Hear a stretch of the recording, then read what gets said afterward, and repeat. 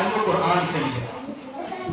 ضرورت کیا ہے کہ ہم جہاں پر اپنے بچے کو ڈاکٹر بننے کے لیے انجینئر بننے کے لیے یونیورسٹی میں بھیجتے ہیں تو ساتھ انہیں قرآن، حدیث، سنت اور سیرت کی تعلیم دی ہے۔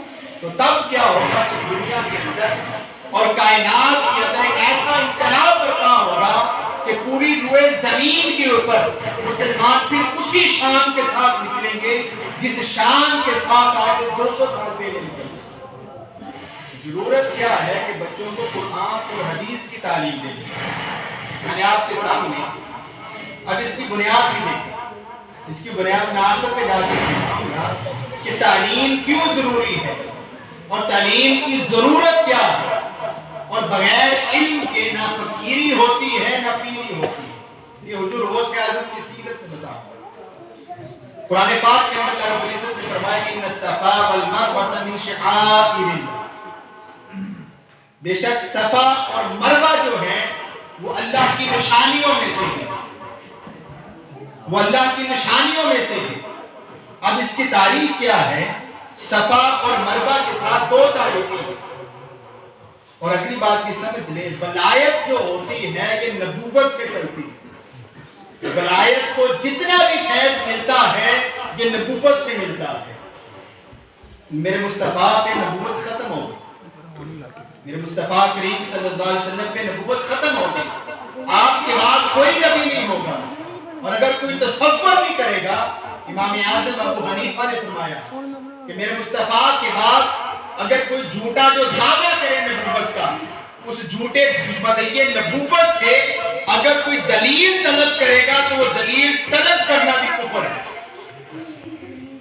کہ میرے مصطفیٰ کے بعد نبوت ختم ہو گئی، اور جھوٹا نبوت کا دعویٰ کرنے والا اور اس کا جو پیروکار بھی ہے اس کے ساتھ کفر رکھتے ہوئے بھی کوئی بندہ جس نے دعویٰ نبوت کیا، قادیانی جو ہیں انہوں نے نبوت کا دعویٰ کیا، اس کے پیروکار بھی ہیں لوگ، اگر کوئی بندہ کافر سمجھ کر بھی ان کے ساتھ لین دین کرے گا تو اسلام یہ کہتا ہے کہ اس مسلمان کا بھی بائیکاٹ کیا جائے۔ اگر چاہے کوئی کافر سمجھ کر بھی کسی قادیانی کے ساتھ اپنا لین دین اور تعلق بناتا ہے تو اسلام کیا کہتا ہے؟ اس مسلمان کا بھی بائیکاٹ کیا جائے گا، اس لیے کہ اس کا تعلق اس کے ساتھ ہے جس نے نبوت کا جھوٹا دعویٰ کیا تھا اور اس نے اس کی تائید کی کہ ولایت کو فیض ملتا ہے نبوت سے۔ قرآن پاک کے اندر رب کائنات فرمائے ان الصفا والمروہ من شعائر اللہ، کہ بے شک صفا اور مروہ اللہ کی نشانیوں میں سے ہے۔ اس کی تاریخ کیا ہے؟ وہاں پر ایک تصور نبوت ہے اور ایک تصور ولایت ہے۔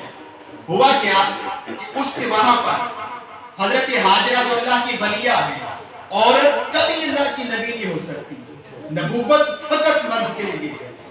حضرت اسماعیل علیہ السلام لیٹے ہوئے ہیں، ان کے پانی کی تلاش کے اندر صفا سے مروہ تک 7 چکر لگائے، صفا سے مروہ، مروہ سے صفا، پانی کی تلاش کے اندر اللہ کی ولیہ نے دوڑ لگائی، رب کائنات نے اسے اپنی نشانی بنا دیا، اور قیامت تک کے لیے اس کے گھر کا طواف کرنے والوں کو حکم دے دیا کہ جو بھی میرے گھر کا طواف کرے گا اس کے لیے لازم ہے کہ میری بندی کی یاد بنائے، کہ میری اور اس بندی نے بندگی کے اندر یہاں پر 7 چکر لگائے تھے، اس کی سنت پہ عمل کرنا تمہارا کام ہے اور عمرے کو قبول کرنا خالق کا کام ہے۔ وہاں پر ایک یاد ولیہ ہے اور دوسری یاد نبی ہے۔ وہ یاد نبی کیا ہے کہ حضرت اسماعیل علیہ السلام لیٹے ہوئے، آپ نے اپنی ایڑیاں زمین پہ ماری، وہاں سے پتھر میں سے پانی کا چشمہ نکلا۔ وہاں پر کیا ہوتا ہے کہ جب حاجی جاتے ہیں، صفا اور مروہ کا چکر لگا رہے ہوتے ہیں، ان کے ذہنوں میں یاد ولیہ ہوتی ہے، جب آب زمزم پیتے ہیں تو ان کا تصور نبوت پہ ایمان ہوتا ہے۔ اب یہاں پر سنیں کہ حضرت اسماعیل علیہ السلام نے اپنے قدم زمین پر مارے تو پتھر سے پانی نکلا، پتھر سے پانی نکلا۔ پھر حضرت موسیٰ علیہ السلام کے پاس ان کی امت آئی، وَإِذِ اسْتَسْقَىٰ مُوسَىٰ لِقَوْمِهِ، ان سے پانی مانگا، انہیں رب کی بارگاہ میں دعا کی کہ مولا یہ پانی مانگ رہے ہیں، تو رب نے حکم دیا کہ تو نبی ہے، اپنا عصا پتھر پر مار، اس میں سے چشمے نکلیں گے۔ وَقُلْ نَضْرِبْ بِعَصَاكَ الْحَجَرَ، وہاں سے پتھر میں سے 12 کلیلے تھے، 12 چشمے نکلے۔ یہ کیا تھا؟ نبوت۔ مقام نبوت کیا ہے کہ زمین پہ ایڑی ماری، پتھر میں سے پانی نکل رہا ہے، پتھر پہ اپنا عصا مارا، وہاں سے پانی نکل رہا ہے۔ اب مقام خاتم النبیین کیا ہے کہ جب جنگ سے واپس آ رہے تھے، صحابہ کرام نے آ کر پانی مانگا، میرے مصطفیٰ نے اپنا دست مبارک جو ہے وہ پانی کے پیالے میں رکھا تو میرے مصطفیٰ کی انگلیوں سے پانی نکل رہا۔ یہ مقام خاتم النبیین ہے۔ عام انسان پانی میں ہاتھ ڈالے وہ پانی پاک کرنے والا نہیں ہوتا، میرے مصطفیٰ پانی میں ہاتھ رکھیں وہ پانی پاک بھی ہوتا ہے، پاک کرنے والا بھی ہوتا ہے۔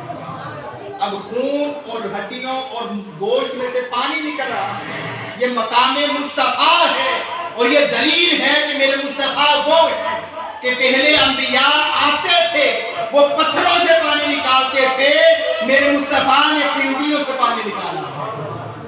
کہ قرآن کے اندر ذکر نبوت اور ذکر ولایت ایک جگہ پر آپ نے اکٹھا کر دیا اور بتا دیا کہ لوگوں سمجھ لو کہ ولایت کو جو کچھ بھی ملتا ہے وہ نبوت سے فیض ملتا ہے۔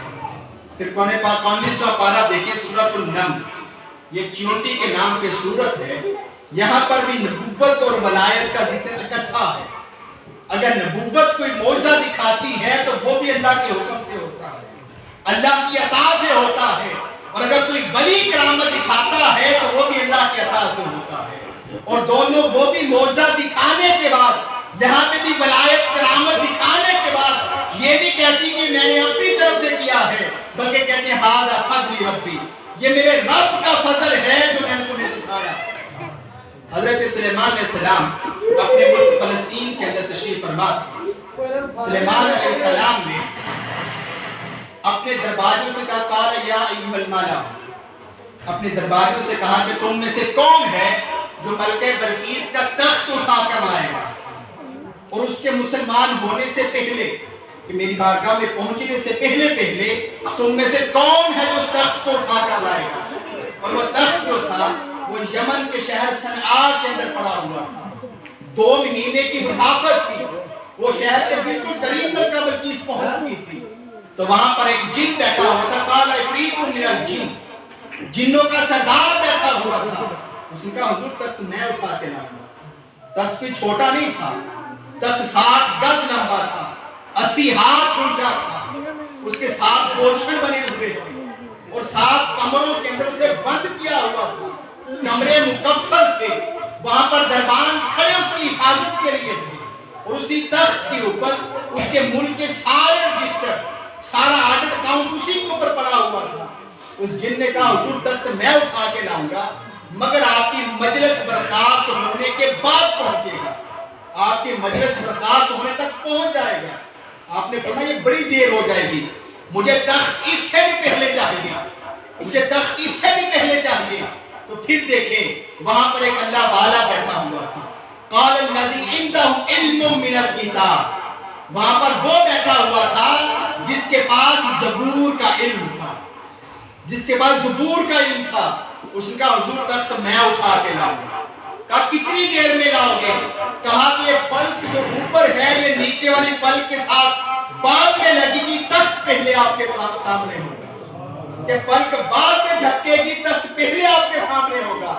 اور سائنٹیفک پوائنٹ آف ویو سے دیکھیں، جب انسان پلک جھپکتا ہے تو سامنے والا منظر غائب نہیں ہوتا، جب انسان پلک جھپکتا ہے تو سامنے والا منظر اس کی آنکھوں سے غائب نہیں ہوتا، سامنے منظر ویسے ہی قائم رہتا ہے، سامنے منظر ویسے ہی قائم رہتا ہے۔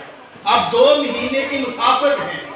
امام بزاوی لکھتے ہیں کہ عاصم بن برقیہ نے پہلے یمن نہیں دیکھا تھا، پہلے کبھی یمن میں گئے ہی نہیں تھے، اب پلک جھپکنے سے پہلے اس تخت کو لانا ہے۔ اور یہاں پر امام فخر الدین رازی نے لکھا کہ رب کائنات نے عاصم بن برقیہ کو مقام کن میں فائز کیا ہوا تھا، انہوں نے کن کہا، رب کائنات نے تخت کو حاضر کر دیا۔ یہ مقام کب ملتا ہے؟ یتقرب الی عبد بالنوافل، کہ انسان نوافل کے ذریعے خدا کا اتنا قرب حاصل کر لیتا ہے کہ ہاتھ اس کے ہوتے ہیں، پکڑ میں کتاب ہوتی ہے، آنکھیں اس کی ہوتی ہیں، دیکھنے کی طاقت خدا کی ہوتی ہے، پاؤں اس کے ہوتے ہیں، چلنے کی طاقت خدا کی ہوتی ہے۔ وہ تخت وہ تھا جس کے پاس کتاب کا علم تھا، اس نے وہ تخت پلک جھپکنے سے پہلے حاصل کر دیا۔ یہ مقام کب ملتا ہے؟ جب انسان خود کو اس میں فنا کر لیتا ہے، جب مقام فنائیت میں ہوتا ہے، پھر اشارہ اس کا ہوتا ہے، کام خدا کرتا ہے۔ پھر قرب کیسا ملتا ہے؟ مقام کن پہ یہاں پر بھی دو تصور ہیں، ایک تصور نبوت ہے، دوسرا تصور ولایت ہے۔ اب دیکھیں کیا 11ویں شریف ہے، حضور غوث اعظم کا دن ہے، تو ان کو بھی فیض کیسے ملا؟ وہ مقام ملا کیسے کہ آہ امتی جو کرے حال زار میں ممکن نہیں کہ خیر البشر کو خبر نہ ہو۔ حضور اعلیٰ حضرت دیکھا کہ آہ امتی جو کرے حال زار میں ممکن نہیں کہ خیر البشر کو خبر نہ ہو۔ ایک لمبی تاریخ ہے، 1400 سال کی تاریخ کو پڑھ کے دیکھیں تو پتہ چلتا ہے کہ جب بھی کسی نے یہاں سے آگ کیا ہے، میرے مصطفیٰ آئے، آپ نے عطا کیا ہے۔ حضور غوث اعظم فرماتے ہیں کہ میں پہلے خطاب نہیں کرتا تھا، میری آواز اتنی بلند نہیں تھی، نماز عصر پڑھ کے علامہ تفتازانی نے لکھا کہ میں نماز عصر پڑھ کے اپنے حجرے میں گیا، رب کائنات کی بارگاہ میں دعا کی، آقا کی بارگاہ میں دعا کی کہ کوئی کرم ہو جائے۔ نماز عصر کے بعد میں اپنے حجرے میں پہنچا تو میں کیا دیکھتا ہوں؟ میرے آقا تشریف لے آئے، میرے آقا تشریف لے آئے اور آ کے کہا کہ عبد القادر بیٹا اپنا منہ کھول۔ میں نے اپنا منہ کھولا تو میرے مصطفیٰ نے 7 مرتبہ اپنا لعاب دہن ڈالا، 7 مرتبہ اپنا لعاب دہن ڈالا۔ کہتے میرے مصطفیٰ تشریف لے گئے، پھر تھوڑی دیر کے بعد بابا علی تشریف لے آئے، مولا کائنات تشریف لے آئے اور کہا کہ عبد القادر اپنا منہ کھولو۔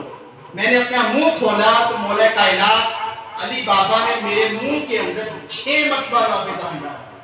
میں نے عرض کی کہ بابا پہلے نانا تشریف لائے تھے، انہوں نے 7 مرتبہ لعاب دہن ڈالا تھا، آپ نے 6 مرتبہ کیوں ڈالا؟ تو مولا کائنات نے فرمایا کہ وہ آقا ہے، میں نوکر ہوں، وہ مجھے دینے والے ہیں، میں لینے والا ہوں، وہ میرے مالک ہیں، میں اس کا غلام ہوں، وہ میرا محب نہیں، وہ میرا محبوب ہے، میں اس کا محب ہوں، وہ میرا معشوق ہے، میں اس کا عاشق ہوں، میں اس کی برابری کیسے کر سکتا ہوں؟ وہ میرے آقا ہے، میں اس کی برابری کا تصور نہیں کر سکتا۔ پھر دیکھیں اس کے بعد حال کیا ہوا۔ آپ فرماتے ہیں کہ لعاب دہن لگانے کے بعد میرے سامنے 70 ہزار کا مجمع ہوتا تھا، 70 ہزار کا، تو اس کے اندر میں خطاب کرتا تھا، جیسے میری آواز پہلے بندہ کو پہنچتی تھی ویسی ہی میری آواز آخری بندے تک جاتی تھی۔ یہ فیض تھا میرے مصطفیٰ کے لعاب دہن کا۔ پھر اس کے اندر تاثیر کتنی تھی، حضور غوث اعظم کے پاس علم کتنا تھا۔ آپ صبح فجر کے وقت سے لے کر نماز ظہر تک 17 علوم کے اوپر درس دیا کرتے تھے۔ پہلے تفسیر پڑھاتے، پھر حدیث پڑھاتے، فقہ پڑھاتے، تجوید پڑھاتے، جتنے بھی علوم ہیں سارے آپ نماز ظہر تک لوگوں کو پڑھا دیا کرتے تھے۔ اور اس وقت کے ایک عظیم محدث ابن جوزی، عبد الرحمن ابن جوزی بہت بڑے محدث گزرے ہیں، اور آپ نے کتابیں کتنی لکھی۔ آپ کا ایک طریقہ تھا، اس وقت قلموں کے ساتھ لوگ لکھتے تھے، آپ قلم تراشتے اور اس کے تراشوں کو ایک صندوق کے اندر جمع کرتے رہے، قلم کو نہیں، قلم کے تراشے کو جو اوپر سے اترتا ہے صندوق کے اندر جمع کرتے رہے، اور اپنی آخری وصیت یہ کی تھی کہ جب مجھے غسل دینا ہو تو ان تراشوں کے ساتھ پانی گرم کر کے مجھے غسل دینا۔ تو آپ اس بات سے اندازہ لگائیں کہ انہوں نے کتابیں کتنی لکھی ہوں گی کہ جب پانی گرم کر کے غسل دینے کے لیے پانی گرم کیا گیا تو اس پانی سے جو حال ہوا، جو تراشے تھے وہ تراشے بڑھ گئے تھے پانی گرم کرنے سے، وہ کم نہیں پڑے تھے بلکہ اس سے تراشے سے پانی بڑھ چکا تھا، وہ تراشے بچ گئے۔ اتنی کتابیں آپ نے لکھی تھی۔ آپ فرماتے ہیں آپ ایک شاگرد تھا، باغوں پر یقین نہیں کرتے تھے، آپ کہتے ہیں جو صوفی ہوتے ہیں جاہل ہوتے ہیں، یہ ان پڑھ ہوتے ہیں، مگر ایک مرید تھا حضور غوث اعظم کا۔ وہ مرید کیا کرتا کہ محدث ابن جوزی کے پاس حدیث پڑھنے کے لیے جاتا تھا، حدیث کا علم لینے کے لیے جاتا تھا محدث ابن جوزی کے پاس۔ جب اس نے پھر بات کی محدث ابن جوزی نے اپنی کلاس کے اندر اور طلباء کو منع کرتے تھے صوفیوں کے پاس جانے سے، فقیروں کے پاس جانے سے۔ جب پھر انہوں نے بات کی، انہوں نے کہا کہ آپ ایک مرتبہ میرے پیر سے مل کے دیکھیں، پھر آپ کو پتا چلے گا کہ پیروں کے پاس علم کتنا ہوتا ہے اور پیروں کے علم کی شان کیا ہوتی ہے۔ آپ کے پیر سے بھی مل لیتے ہیں۔ پوچھا کہ آپ کا پیر کرتا کیا ہے؟ کہا کہ میرا پیر درس تفسیر دیتا ہے، میرا پیر درس حدیث دیتا ہے۔ ملنے کے لیے آگے یا محدث ابن جوزی بیٹھے، مجلس لگی ہوئی تھی، حضور غوث اعظم درس قرآن دے رہے، درس قرآن دے رہے۔ آپ نے ایک آیت پڑھی، اس کی تفسیر بیان کی، تو محدث ابن جوزی اٹھ کے کھڑا ہو گیا۔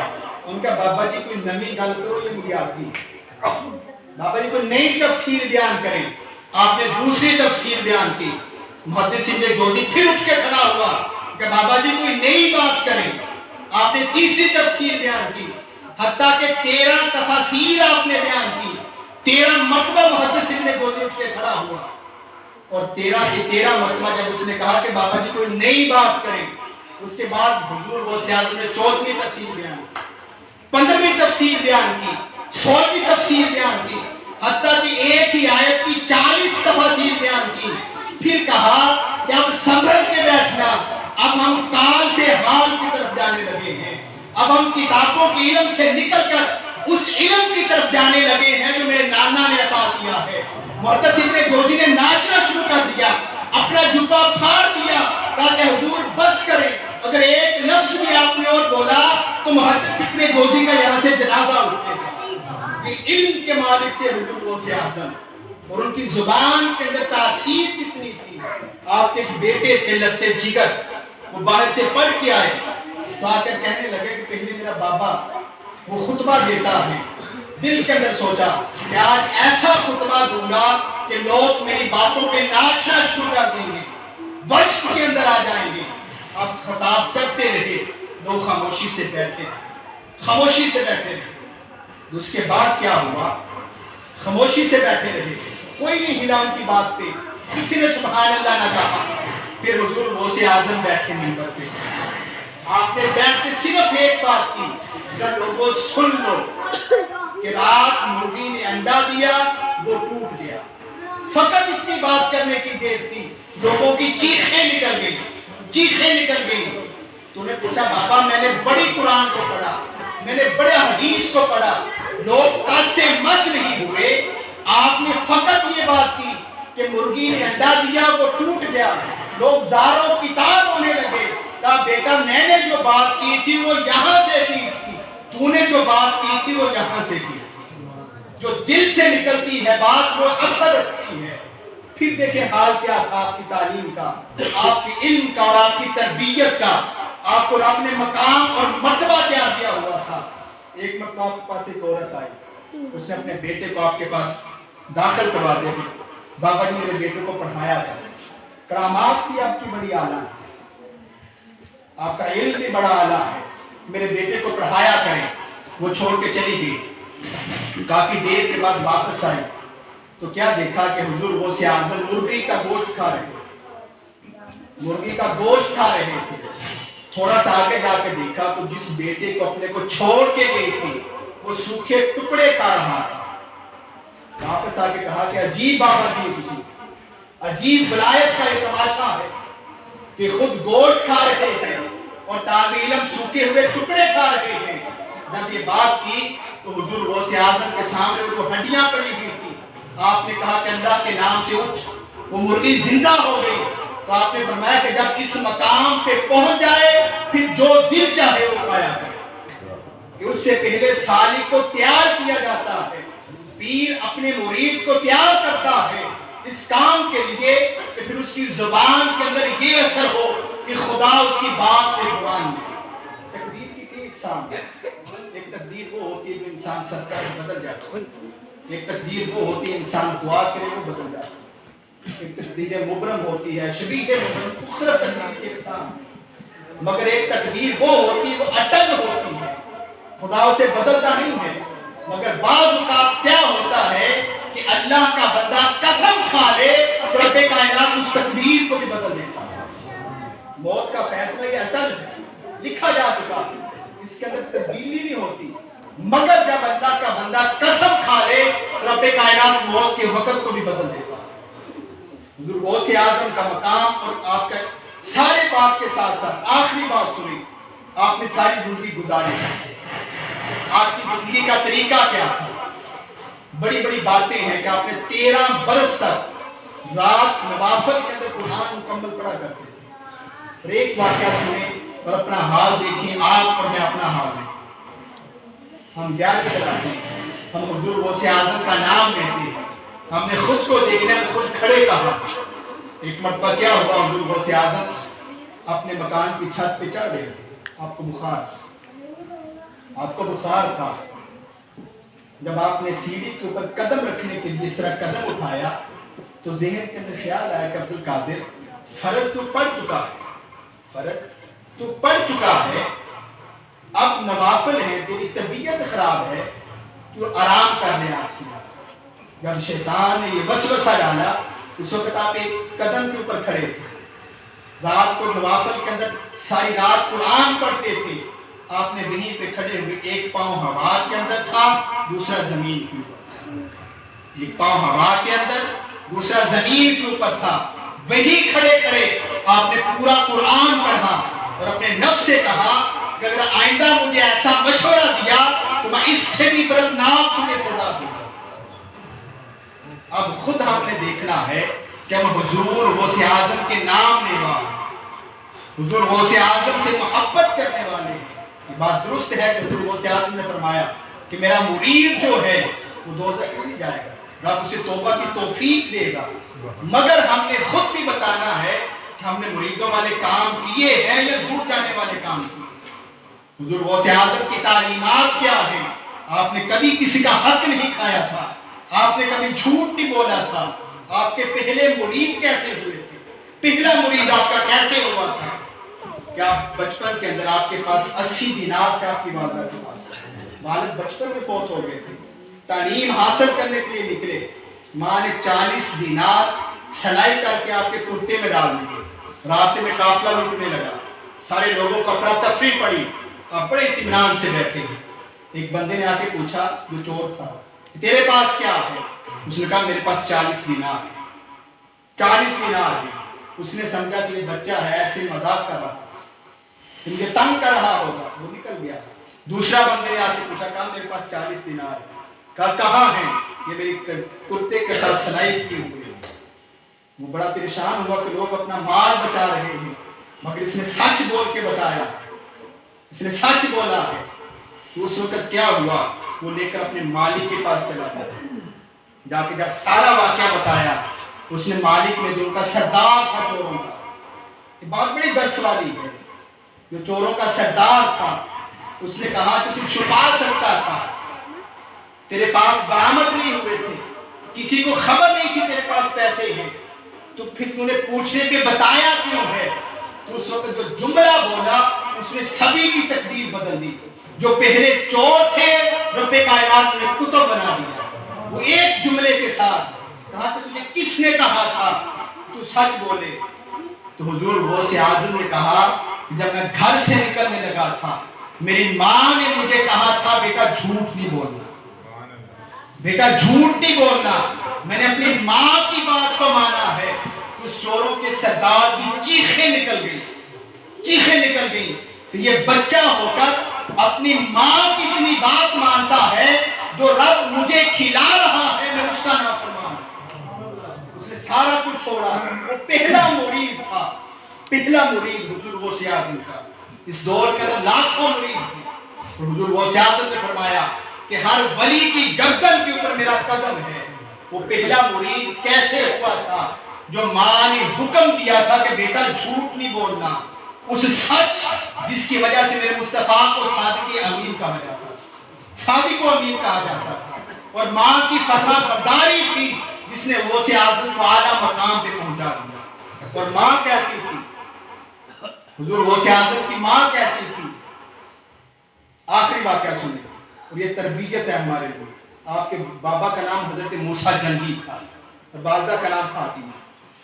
آپ ایک دن سفر کر رہے تھے دریا کے کنارے، پانی کے اندر بہہ کے ایک سیب آیا، آپ نے سیب اٹھا کے کھایا، شریعت یہ کہتی ہے کہ کوئی مواخذہ نہیں، سیب اٹھا کے کھایا کوئی مواخذہ نہیں ہوگا، وہ دریا میں بہہ کے آ رہا، وہاں پہ گلنا تھا، سڑنا تھا، ضائع ہو جانا تھا، آپ نے اٹھا کے کھا لیا کوئی مواخذہ نہیں ہوگا۔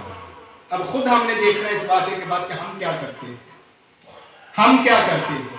وہ سیب اٹھایا کھا لیا، پھر دل کے اندر سوچا کہ میں نے اس کے مالک سے اجازت نہیں لی تھی، میں نے سیب کھا لیا، میرا رب پکڑ کرے گا، میرے ساتھ کیا حال ہوگا۔ جدھر سے پانی آ رہا تھا اسی طرف چل پڑے۔ چلتے چلتے دو واقعے، دو سبق ہیں اس کے اندر، بڑی توجہ سے سننا ہے اس کو، بڑوں کے لیے ہے۔ جدھر سے پانی آ رہا تھا اس طرف چل پڑے، دیکھا ایک باغ ہے، باغ کی ٹہنی دریا کے اندر لٹک رہی ہے، باغ کے اندر داخل ہوئے، وہاں پہ بابا جی بڑے نورانی چہرے والے بیٹھے تھے، ان سے جا کے کہا بابا جی آپ کے درخت کی ٹہنی دریا کے اندر جھک رہی ہے، میں نے سیب کھایا ہے، میں معافی چاہتا ہوں، مجھے معافی دے۔ تو بابا جی سمجھ کہ جو آیا ہے کوئی عام نہیں ہے، اس کے اندر کچھ ہے۔ کہا کہ معافی تجھے تب ملے گی 16 برس تک تجھے میرے باغ کی خدمت کرنی پڑے گی، 16 برس بغیر معاوضے کے میرے باغ میں کام کرنا پڑے گا۔ دل کے اندر سوچا ایک سیب کھایا ہے، 16 برس مجھے نوکری کرنی پڑے گی۔ پھر دل کے اندر سوچا اگر کل قیامت کے دن رب نے پکڑ لیا وہ عذاب بڑا سخت ہوگا، وہ ایک لمحے کے لیے برداشت نہیں ہوگا۔ آپ کھڑے ہو کہا بابا جی منظور ہے، میں 16 برس آپ کی نوکری کروں، ایک دن نہیں، 2 دن نہیں، 16 دن نہیں، 16 ہفتے نہیں، 16 برس، 4800 یا 4800 دن بن گئے تھے، 5000 دن محنت کرنی تھی۔ آپ نے محنت کی، نوکری کی، نوکری کے بعد پھر کہا بابا جی 16 برس ہو گئے مجھے معاف کر دیں۔ پھر جب یہ بات تھی بابا جی نے کہا ہاں ٹھیک ہے میں معاف کر دوں گا، 16 برس ہو چکی ہے، مگر ایک شرط اور ہے، اس پر عمل کرو گے تو پھر تمہیں میں معاف کروں گا۔ کہا بابا جی بتائیں وہ شرط کیا ہے؟ کہا کہ میری بیٹی سے تجھے نکاح کرنا پڑے گا، لیکن سن لے میرے بیٹی کے اندر عیب کتنے ہیں، وہ آنکھوں سے اندھی ہے، زبان سے گونگی ہے، ہاتھوں سے اپاہج ہے، قدموں سے لنگڑی ہے، چل نہیں سکتی، اتنے اس کے اندر عیب ہے۔ اب مجھے بتائیں کون ہوگا جو تیار ہوگا جس کے اندر جسمانی طور پر اتنی خامیاں ہوں، ہاتھ بھی نہ ہو، پاؤں بھی نہ ہو، زبان بھی نہ ہو، سن بھی نہ سکتی ہو اور آنکھیں بھی نہ ہو۔ دل کے اندر خیال کیا آیا کہ عجیب مصیبت کے اندر اور امتحان کے اندر مبتلا ہو، ایک سیب کے بدلے پہلے 16 برس نوکری کی ہے، اب ایسی بیٹی کے ساتھ نکاح کا کہا جا رہا ہے جو جسمانی طور پر ہی انفٹ ہے، اس کا جسم ہی سلامت نہیں ہے، مگر دل کے اندر پھر سوچا سیب سے معافی تو مل رہی ہے، جیسے بھی ہے موسیٰ جنگی تو معافی لے، تو معافی لے لے۔ کہا ٹھیک ہے نکاح ہو گیا۔ جب نکاح ہوا رات کے وقت اپنے کمرے کے اندر گئے تو بابا جی نے کیا بتایا تھا کہ آنکھوں سے اندھی ہے، آنکھوں سے اندھی ہے، زبان سے گونگی ہے، کانوں سے سن نہیں سکتی، ہاتھ اس کے نہیں ہے، پاؤں سے لنگڑی ہے، مگر جب کمرے کے دروازے پہ پہنچے تو دیکھا کہ وہاں پر ایسی خوبصورت لڑکی بیٹھی تھی جس کے چہرے سے نور ٹپک رہا تھا، اس کے پاؤں بھی سلامت تھے، اس کے ہاتھ بھی سلامت تھے، اس کی زبان بھی سلامت تھی۔ فوراً پیچھے ہٹ گیا کہ میرا نکاح تو کسی اور سے ہوا تھا، یہ حسن کی شہزادی سے نہیں ہوا، جو بابا جی نے بتائی تھی لڑکی یہ وہ نہیں ہے۔ آپ واپس پلٹے بابا جی کے پاس ہیں، کہا بابا جی آپ نے کہا تھا میری بیٹی آنکھوں سے اندھی ہے، پاؤں سے ہاتھوں سے اپاہج ہے، مگر اس کمرے کے اندر تو بڑی حسین نوجوان لڑکی بیٹھی ہے، میری بیوی کا حال ہے۔ کہا کہ بیٹا تجھے سمجھ نہیں آئی تھی، میں نے کہا کیا تھا، میں نے کہا کیا تھا، میں نے آنکھوں سے اندھی اس لیے کہا تھا کہ جب سے اس نے ہوش سنبھالا ہے کبھی کسی غیر محرم کا چہرہ نہیں دیکھا، کانوں سے بہری اس لیے کہا تھا کبھی اس نے گناہ کی بات نہیں سنی، میں نے زبان سے گونگی اس لیے کہا تھا اس کی زبان میں کبھی جھوٹ، چغلی، غیبت، حسد کی بات نہیں کی، میں نے ہاتھوں اور پاؤں سے اپاہج اس لیے کہا تھا کہ آج تک اس کا ہاتھ اور پاؤں کبھی گناہ کی طرف بڑھا نہیں ہے۔ یہ ماں تھی اور باپ ایک سیب کی خاطر جس کے اوپر مواخذہ بھی نہیں تھا اس کی خاطر اتنی لمبی نوکری کرتا ہے. جب باپ اور ماں ایسے ہوتے ہیں تو پھر بیٹا عبد القادر جیلانی پیدا ہوتا ہے. نعرہ تکبیر، نعرہ رسالت، نعرہ غوثیہ. جب اتنی اعلیٰ کردار کے مالک باپ اور ماں ہو تو پھر بیٹا عبد القادر جیلانی بنتا ہے. اور اس کا مقام کیا ہوتا ہے کہ بغداد کی سرزمین پہ کھڑے ہو کر اعلان کرتا ہے کہ لوگوں سن لو، وقت کے ہر ولی کی گردن پہ میرا قدم. اس میں درس دو کیا وہ اب سمجھیں. پہلا درس یہ تھا ہم چلتے چلتے کسی کی مولی توڑی، کس کا سیب توڑا، کسی کا انگور توڑا، کس کا گنا توڑا، لو جی کھاؤ تو پیو موج کرو. اس میں اگر مالک کے ذہن کے اندر ذرا بھی خیال آ گیا کہ میں تو کسی کو اجازت نہیں دی تو توڑنے کی، یہ اس نے کیوں توڑ کے کھایا ہے، تو رب اس کے بھی مواخذہ کرے.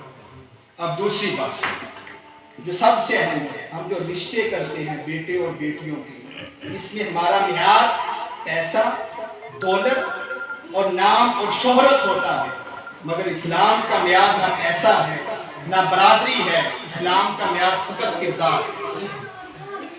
کردار ہے.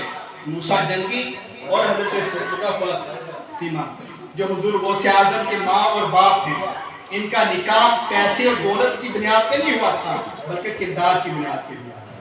اللہ پاک کی بات میں دعا کرتے ہیں جو پڑھا اسے پر عمل کرنے کی توفیق عطا فرمائے. ما علیہ الا البلاغ.